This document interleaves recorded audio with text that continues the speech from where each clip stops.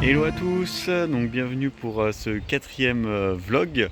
Donc je suis arrivé à Hokitika, je commence lundi le boulot, je sais pas trop ce que je vais faire et comment je vais être mangé, mais on verra bien. En attendant ce week-end, je profite pour me balader dans les environs. Donc à la base je devais aller voir ce petit pont, ce petite rivière, mais malheureusement c'est fermé, donc je suis un peu dégoûté, on va aller se balader, il y a d'autres chemins. Aujourd'hui, donc, on se balade un peu dans les environs d'Hokitika et on arrive du coup sur la West Coast, donc la côte de l'Ouest, et eux ils appellent ça la Wet Coast. Donc wet qui veut dire humide et mouillé. Et c'est un peu le thème. Je mettrai une petite photo qui explique pourquoi cette région en particulier elle est humide. En fait, elle se prend toutes les dépressions qui arrivent de l'Antarctique. Et les Alpes néo-zélandaises, les Alpes du Sud, elles viennent bloquer tout ça à ce niveau-là. Et de l'autre côté des Alpes, c'est beaucoup plus sec et chaud. Et donc du coup ici c'est particulièrement humide et on a vraiment l'impression d'être dans un climat mais plus que tropical. Tout est trempé, la végétation elle est vraiment, voilà, j'ai l'impression un peu d'être dans la jungle. Donc heureusement que je reste qu'un mois ici parce que je pense depuis que j'y suis il fait moche. Il fait moche et il pleut. Je sais pas si on s'en rendra trop compte à la vidéo, mais on a vraiment une ambiance vraiment humide et jungle quoi.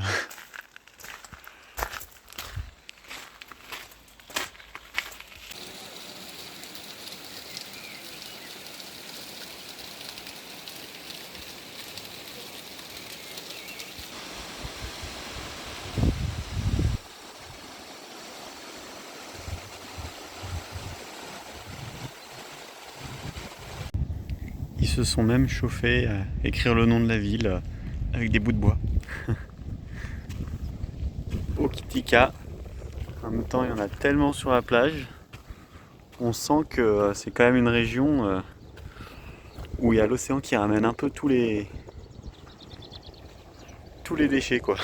Enfin les déchets, pas forcément les déchets humains, hein, mais les déchets maritimes.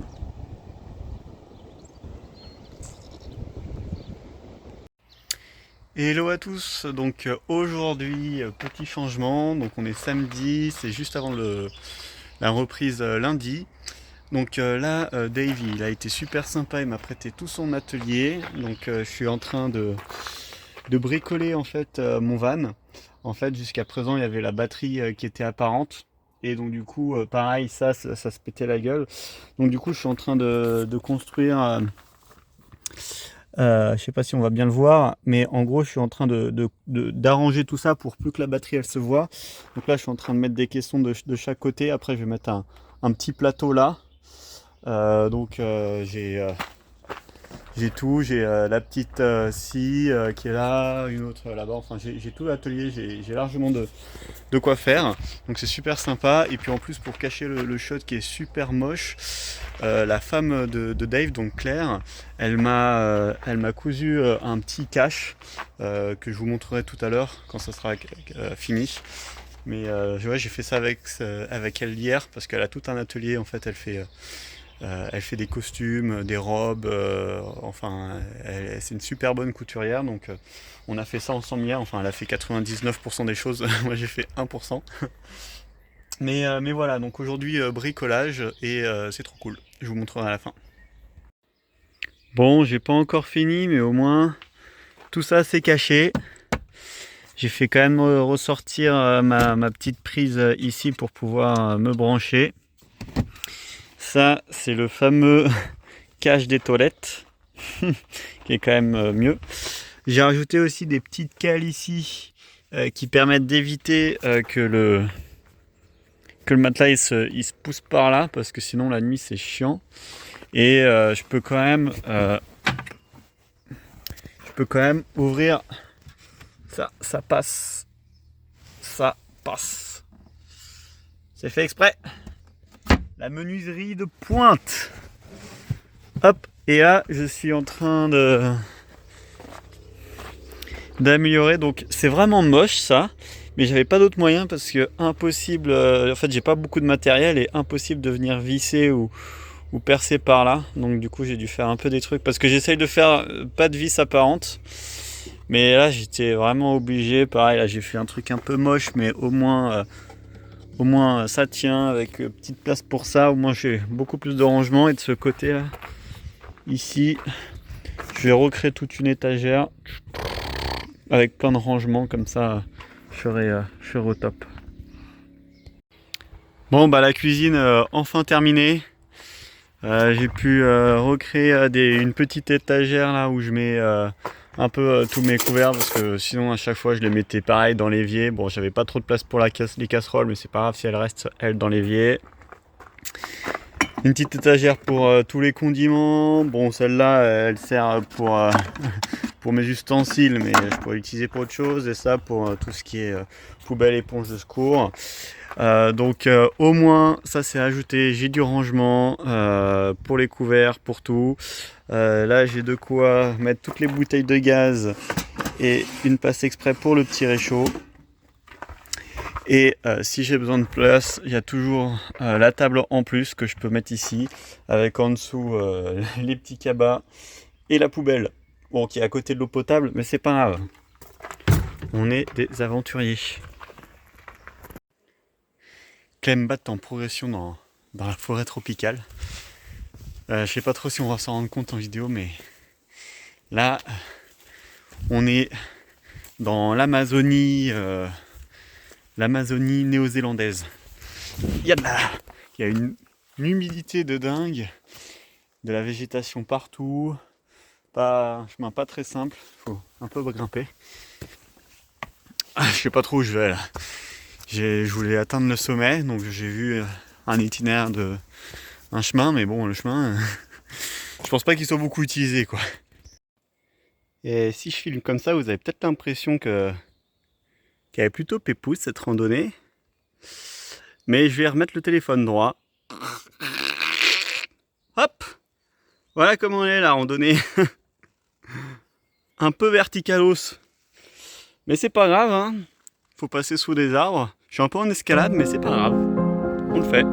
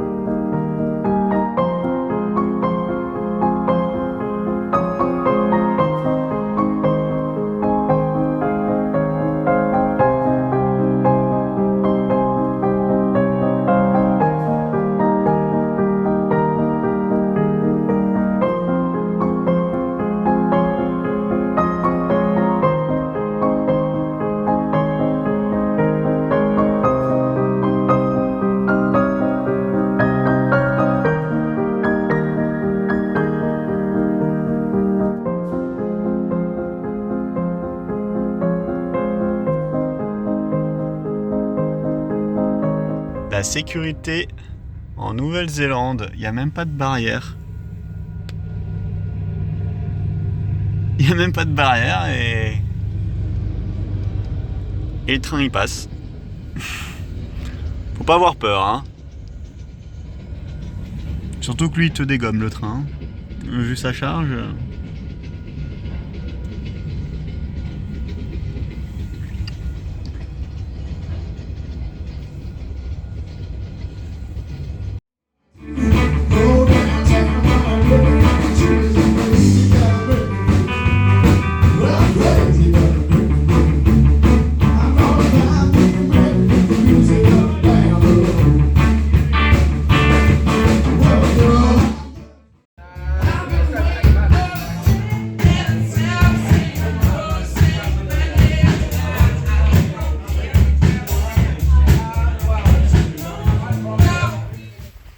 respect. Il y a plein de petites poules comme ça qui utilisent pas trop leurs ailes, on dirait des oiseaux, mais en fait ils volent jamais. Et en fait ils volent tout. C'est-à-dire qu'ils piquent dans les sacs et ils se barrent en courant. En fait c'est trop marrant, on dirait des petits oiseaux qui courent partout et qui volent jamais. Hello. Donc nous voici encore une fois à la mer. Hop. Donc là je suis en train de quitter Hokitika. Je vais vous expliquer pourquoi. Donc hop, juste le tour là, je suis un peu seul au monde, il y a juste une personne, mais bon, à part moi. Sinon je suis vraiment seul au monde, un petit camping juste à côté, enfin un petit camping, une petite place pour mon véhicule juste à côté de la mer. Donc que se passe-t-il? En fait, pour expliquer à tous ceux qui n'ont pas très bien compris qui était Dave, en fait quand je travaillais chez Mountain Pass, on organisait un programme pour une université américaine, Wharton. Cette université américaine avait un même programme mais aussi en Nouvelle-Zélande. Et en fait Dave, c'était tout simplement, pour faire très simple, celui qui gérait ce programme en Nouvelle-Zélande. Et donc du coup c'est comme ça que moi j'ai eu son contact à la base. Donc moi j'ai organisé ce programme au mois d'octobre en France, et il se fait aussi ce programme au mois de décembre, fin décembre, début janvier en Nouvelle-Zélande. Et donc du coup l'idée c'était que je participe à ce programme, et donc du coup c'est pour ça que je voulais travailler avec Dave. Ce qui s'est passé c'est qu'on s'est un peu mal compris, dans le sens où en fait lui m'avait mis du 2 décembre au 8 janvier, donc je me suis dit super, ça va occuper tout mon mois de décembre. Et ce qui, en fait, en reparlant à Dave, c'est que je pense qu'il a oublié un numéro, parce qu'en fait c'était du 28 décembre au 8 janvier. Et donc du coup, donc il avait oublié le 8 dans le message. Et ça change tout pour moi, parce que du coup je me retrouve d'un coup avec un mois de décembre vide que je dois combler. Donc ça m'a pas mal tracassé. Donc j'ai décidé de finalement essayer de trouver du travail. J'ai décidé de trouver du travail, quitte à ne pas faire ce programme de fin décembre, du 28 décembre au 8 janvier, même si c'était super intéressant, mais là faut vraiment, je peux pas rester un mois sans rien faire. Donc soit je trouvais du travail après le 8 janvier, et auquel cas en décembre, bah voilà, je faisais un peu les vacances, et après je travaillais. Mais je trouvais pas ça très confortable, surtout que beaucoup là on arrive pendant l'été, donc du coup beaucoup d'emplois saisonniers commencent mi-décembre. Donc c'est le moment en fait pour trouver un travail. Donc je quitte à trouver un travail, autant aller dans une région que j'avais envie de voir, donc la région de Queenstown dans le sud. J'ai commencé à chercher du boulot, donc j'ai commencé ce matin du coup, et j'ai peut-être déjà, donc j'ai postulé pour plein de choses, hein, que ce soit pour serveur, pour du fruit picking, donc c'est ramasser les fruits, voilà, travailler dans des bars, faire des cafés, enfin bref, j'ai postulé un peu partout. J'ai réussi à trouver, donc il se peut, là il faut encore que je vois le contrat et voir si c'est intéressant pour moi, mais que je travaille dans les vignes, en tant que vignoble, enfin vignoble, non pas vraiment vignoble, mais plus ramasser les vignes, c'est pas vraiment pareil.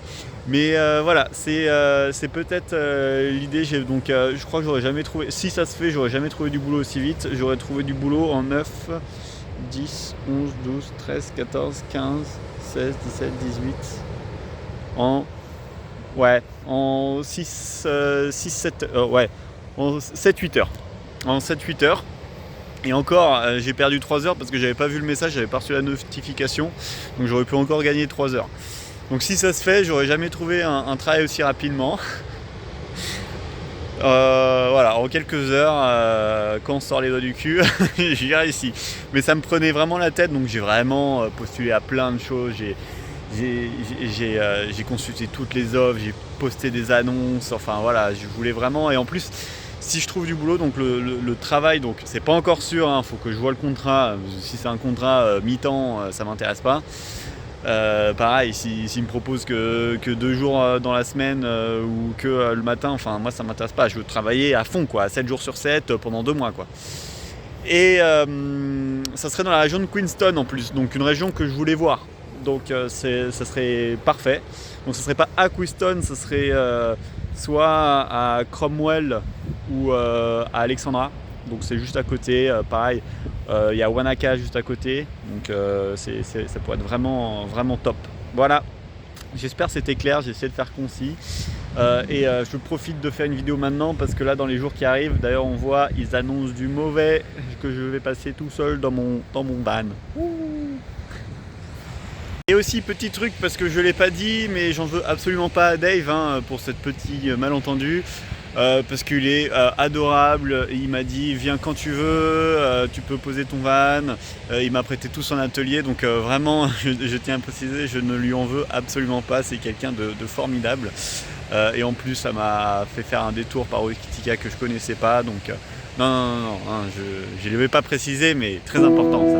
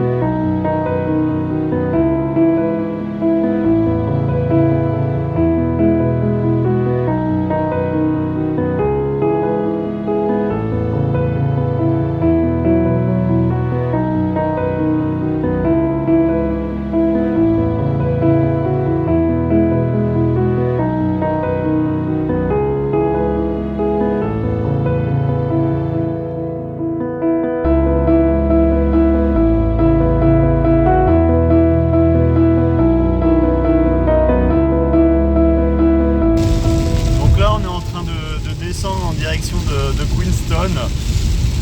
Donc je suis en train de descendre toute la West Coast, c'est une grande route qui descend toute la côte ouest de Nouvelle-Zélande. Et bah voilà le temps, je sais pas si on va très bien voir mais il fait dégueulasse. Donc je suis pas sorti de mon van, je me suis réveillé, il flottait, je suis même pas sorti, je suis passé par le milieu là pour prendre la place de conducteur. Et je suis un peu dégoûté parce que je pense que c'est une ligne qui est magnifique parce qu'il y a vraiment l'océan à droite et les montagnes à gauche, et puis c'est de la haute montagne parce que ça monte jusqu'à 3007, le Mont Cook il est à 3007, et j'aurais été curieux de voir un peu ce paysage, c'est-à-dire l'océan à droite et les grosses montagnes type alpine à gauche, parce qu'on n'a pas ça en France. On a un peu les Alpes-Maritimes, mais globalement ça monte pas très vite. Là directement on a la mer et directement les montagnes. Bon bah j'aurais bien aimé voir ça, mais ça sera pas pour aujourd'hui quoi. C'est dommage.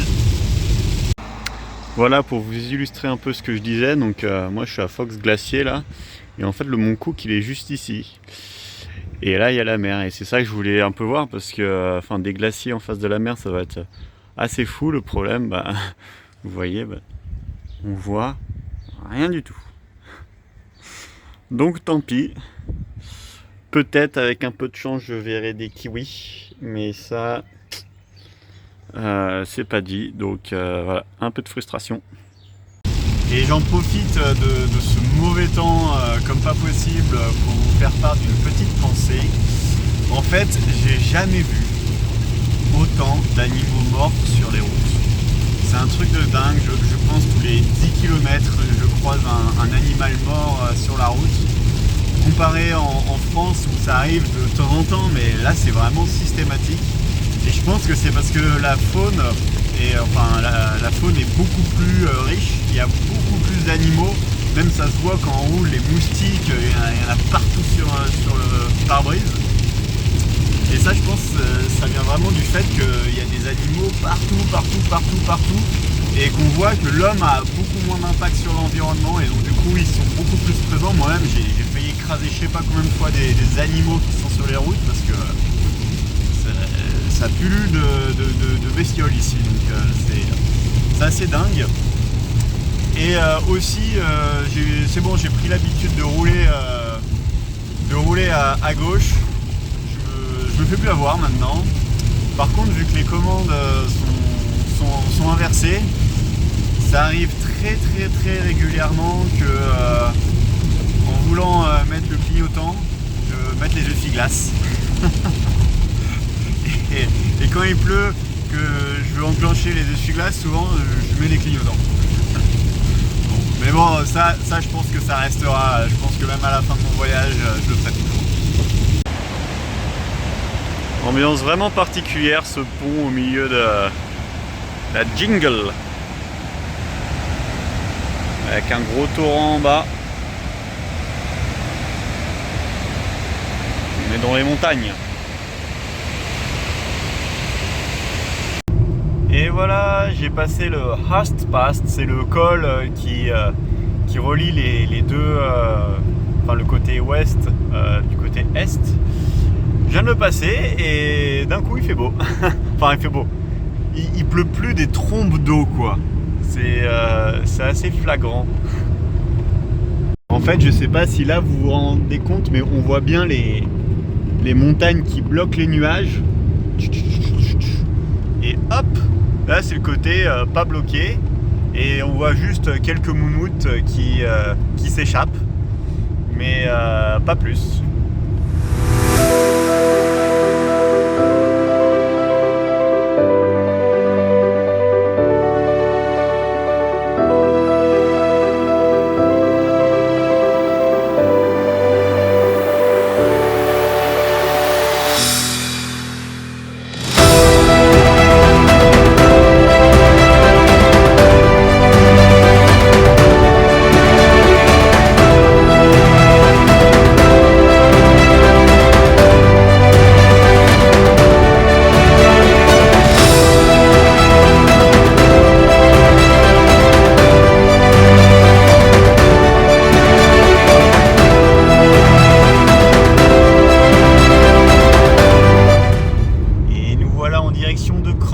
Donc Cromwell qui est une ville entre Queenstown et Wanaka. Donc là vous avez vu, j'ai passé le col qui sépare l'est et l'ouest, la côte ouest. D'un côté il pleuvait et ici il fait beau, sec et chaud. Incroyable. Donc j'ai signé mon contrat, c'est bon, je commence demain. Je vais pouvoir stationner mon véhicule, je vais même avoir un petit coin pour moi, donc ça c'est plutôt cool.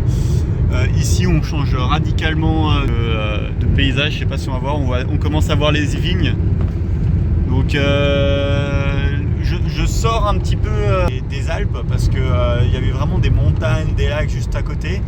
Et vu que je traverse, et bah, très vite je ressors un petit peu, et c'est là où il y a des vignes, hein, forcément, il n'y a pas des vignes au sommet des montagnes. Mais c'est pas grave, moi je suis à une demi-heure de Queenstown et à une demi-heure de Wanaka, qui sont deux villes un peu, si je fais la comparaison, qui ressemblent à Annecy. Enfin la comparaison doucement, hein, c'est pas la même chose. Mais voilà. Donc j'ai hâte de voir ce que ça va faire, ce que ça va donner. Je pense que je vais pas faire beaucoup de vidéos parce que je vais travailler, mais en tout cas j'ai hâte de commencer, voir ce que ça donne, et puis je vous en dirai plus quand j'aurai commencé. Allez, ciao. Enfin pour vous c'est tout de suite. Et autre petit fun fact, parce que je viens de voir ça, je viens de passer le 45e parallèle. Donc trop marrant, 45e parallèle, ce qui veut dire que je suis aussi loin du pôle Nord, du pôle Sud que de l'équateur. Voilà, je suis à équidistance. Voilà, je sais pas où il passe le 45e parallèle en France. Il me semble que c'est Grenoble, vers Grenoble. Je vais revérifier. Et je fais une vidéo juste après pour dire si j'ai fait une connerie ou pas. Donc c'est bon, hein, j'ai vérifié, le 45e parallèle hémisphère nord, il passe bien au sud de Grenoble, un peu au sud de Grenoble, c'est bien ce qui me semblait. Donc là je suis en termes de latitude au même niveau que Grenoble, mais dans l'hémisphère sud. en sachant que le climat est très différent parce que là où l'Europe c'est plus le Gulf Stream qui apporte des douceurs, on va dire, sur l'Europe, là on est plus sujet à des courants, alors je connais un peu moins bien, mais des courants venant de l'ouest qui sont bloqués par les Alpes, donc les Alpes du Sud, c'est le nom de la chaîne de montagnes en Nouvelle-Zélande, et ça vient bloquer les nuages, et donc du coup c'est plus une différence, là où en France c'est plus une différence nord-sud, ici c'est plus une différence est-ouest, voilà. Donc voilà, j'ai rien de plus à dire. Et je vous présente mon vignoble, enfin mon vignoble à moi, non. Et moi j'habite dans la petite ferme qu'on voit au loin là. Alors je sais pas si vous la voyez, mais c'est là que j'habite au milieu des vignes. Pas mal, hein.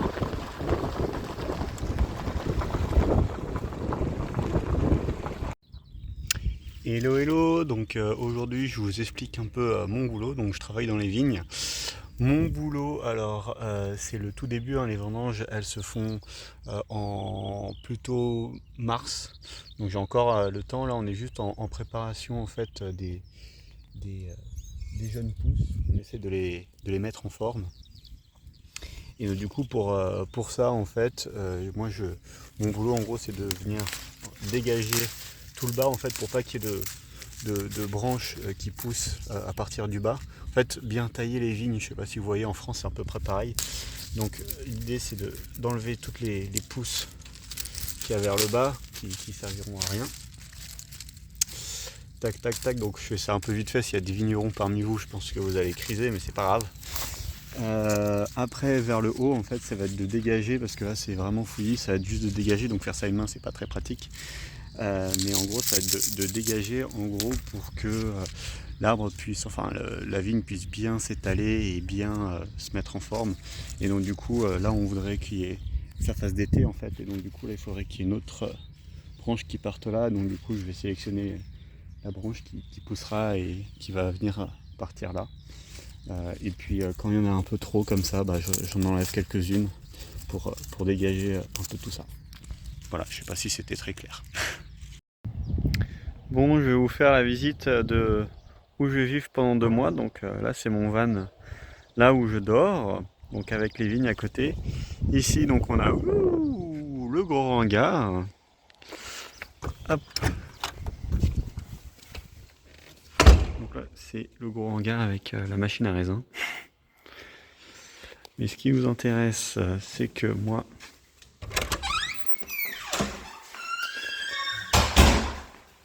j'ai toute ma petite cuisine qui est ici.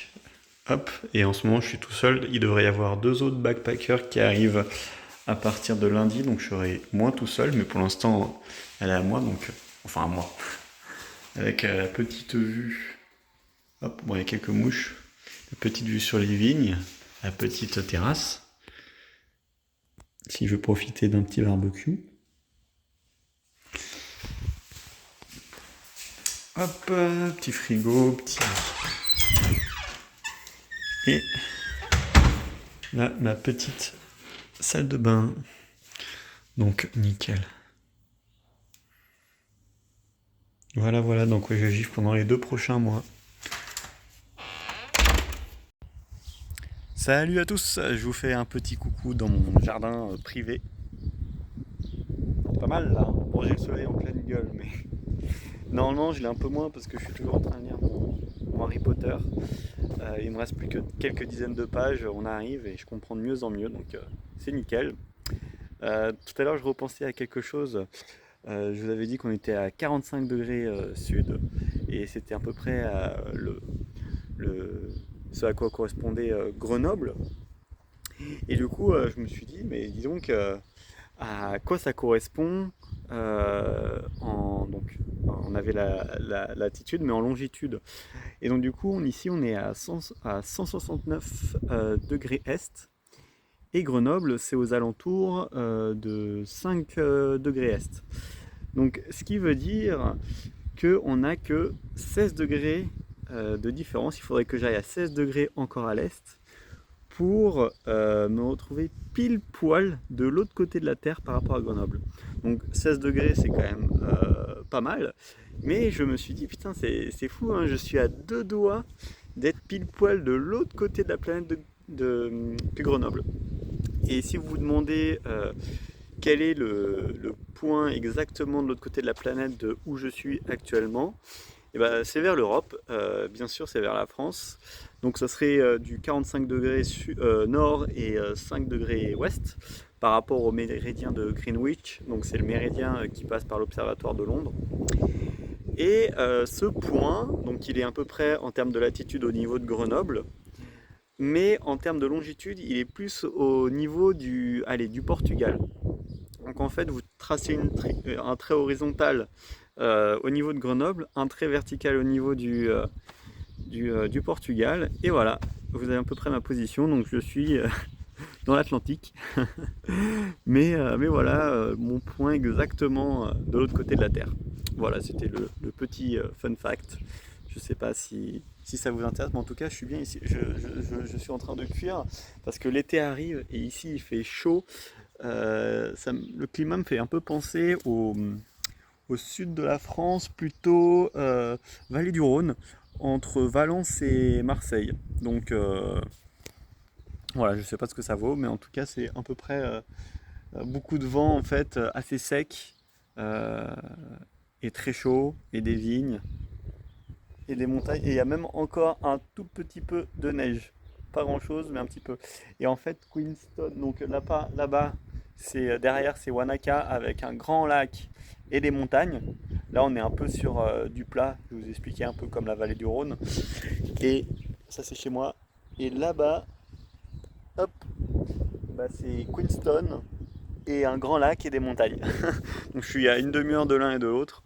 Et super. Et ça va être des villes que je vais essayer de visiter un peu et faire du parapente, surtout à Wanaka. Enfin, je vais essayer, on verra bien. Donc voilà, je crois que je vous ai à peu près tout dit.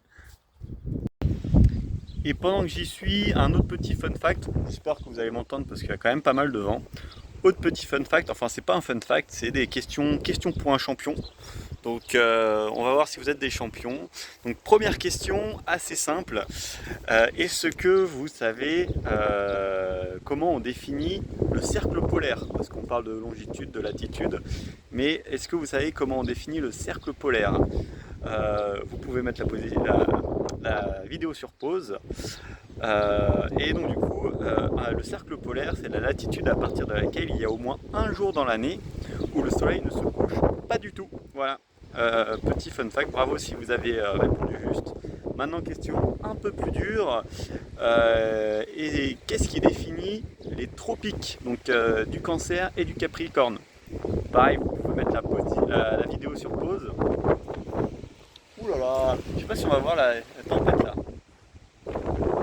Et là, ouh là là. Ça souffle quand même, hein. Bon, vous avez eu le temps de réfléchir du coup. Et ben en fait, c'est donc ça fait une bande entre le tropique du Cancer et du Capricorne. Et en fait, c'est la latitude à partir de laquelle il y a au moins un jour dans l'année où le soleil est au zénith. Voilà. Donc en France, on est en dessous du cercle polaire et au-dessus du tropique. Donc ce qui veut dire qu'on n'a jamais un jour dans l'année où le soleil ne se couche pas. Et on n'a aucun jour dans l'année où le soleil est au zénith. Et oui, et quand je dis au zénith, c'est pile poil à 90 degrés comme ça, où il n'y a aucune ombre. Où un poteau planté à la verticale n'aurait pas d'ombre. Voilà. Voilà, voilà. Et dernière petite vidéo, juste pour vous dire que c'était du coup la fin du vlog numéro 4. En ce moment je travaille, donc je suis pas sûr qu'il va y en avoir un tout de suite. J'ai 2 semaines de congé entre Noël et le jour de l'an. Du coup, ça fait un peu avant Noël et un peu après le jour de l'an. Et je reviendrai travailler ici. Et pendant ces 2 semaines, je vais peut-être un petit peu voyager. Donc, je ferai peut-être quelques images. Non, je vais essayer de voler. J'ai encore fait des tests pour le parapente. C'est infernal ici. Dès que tu veux voler quelque part, il faut faire des tests. Il faut demander aux locaux. Il faut faire des briefs sur place. L'enfer. Quand je leur parle, ils font oui, on va voler de temps en temps en Europe, et c'est vrai que Ici, c'est vraiment contraignant. On comprend que pour les Européens, ça soit vraiment chiant, notamment les Français, parce que nous, on est vraiment ceux qui avons les réglementations les plus simples là-dessus, quoi. Donc voilà, et voilà, à bientôt pour un nouvel épisode.